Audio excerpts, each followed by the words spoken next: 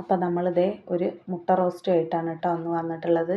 നമ്മളെ ഒരു ചീനച്ചട്ടി അടുപ്പത്ത് വെച്ചിട്ട് ഞാൻ വെളിച്ചെണ്ണ ഒഴിച്ച് കൊടുത്തിട്ടുണ്ട് കേട്ടോ. നന്നായി ചൂടായതിന് ശേഷം അതിലേക്ക് പട്ട, ഒരു ചെറിയ കഷ്ണം പട്ടയാണ്, അതേപോലെ ഗ്രാമ്പൂ ഒരെണ്ണം, കറുവപ്പട്ടയുടെ ഇല, അതുപോലെ പെരിഞ്ജീരകം, ഒരു 1/4 ടീസ്പൂൺ പെരിഞ്ജീരകം ഇട്ട് കൊടുത്തിട്ട് നന്നായി ഇഞ്ചി വെളുത്തുള്ളിയും കൂടി ചേർത്ത് കൊടുത്തു കേട്ടോ. അരിഞ്ഞതാണ്.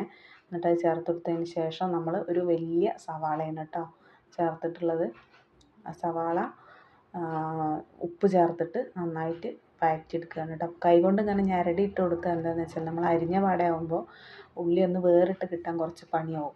അപ്പോൾ നമ്മൾ കൈ കൊണ്ടൊന്ന് ഞെരടി ഇട്ട് കൊടുത്താൽ വാടാനും എളുപ്പമുണ്ടാവും കേട്ടോ. ഉള്ളി പെട്ടെന്ന് വഴന്ന് കിട്ടും. അപ്പോൾ നമ്മളെ ചാനൽ ഇതുവരെ സപ്പോർട്ട് ചെയ്ത എല്ലാവർക്കും നന്ദി കേട്ടോ. വീണ്ടും നമ്മളെ സപ്പോർട്ട് ചെയ്യുക. നമ്മൾ പുതുതായിട്ട് തുടങ്ങിയതാണ്, ഒരുപാട് തെറ്റുകുറ്റങ്ങളൊക്കെ ഉണ്ടാവും, എന്നാലും ചാനൽ സപ്പോർട്ട് ചെയ്യണം കേട്ടോ.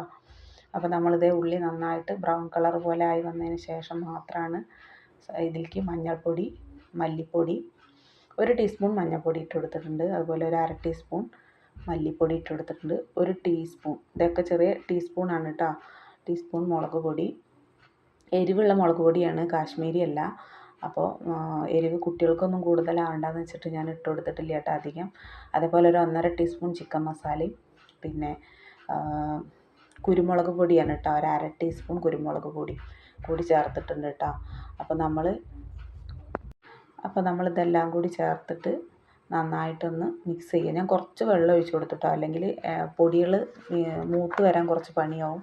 അത് കാരണം ഞാൻ കുറച്ച് വെള്ളം ഒഴിച്ച് നന്നായിട്ട് മിക്സ് ചെയ്ത് എണ്ണ തെളിഞ്ഞ് വരുന്ന വരെ ആയിട്ടാണ് കേട്ടോ തക്കാളി ചേർത്ത് കൊടുത്തിട്ടുള്ളത്.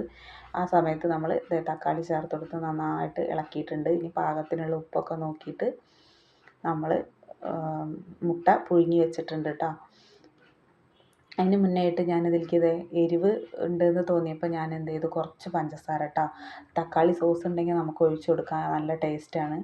എൻ്റെ അടുത്ത് തക്കാളി സോസ് ഉണ്ടായിരുന്നില്ല, അപ്പോൾ ഞാൻ കുറച്ച് പഞ്ചസാര ചേർത്ത് കൊടുത്തിട്ടുണ്ട്. അതുപോലെ ഒരു ഒരടപ്പിൽ നിറയെ പിന്നെ സോയാ സോസും കൂടി ചേർത്തിട്ടുണ്ട്.